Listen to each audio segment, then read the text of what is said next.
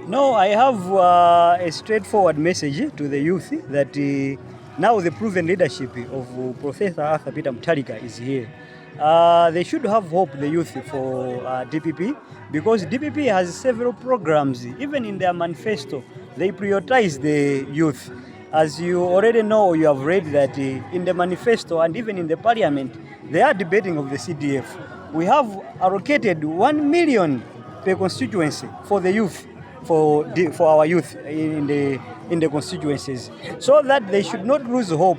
We want every youth should attend a technical college, should attend school freely.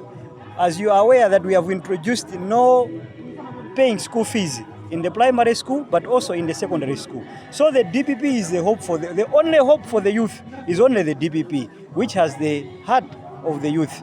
So I'm assuring them that even the 1 million per constituency, they should get these loans. They should start businesses. Those who are in colleges, the youth, the DPP manifesto has promised that it will take care of them with loans and with all the necessary things that they have to while they are doing their school in colleges. So there is much hope for the youth in the DPP. Even the economy, we cannot talk about the youth without including them in the economy.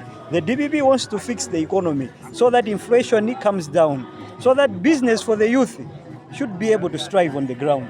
That's what I can say to the youth.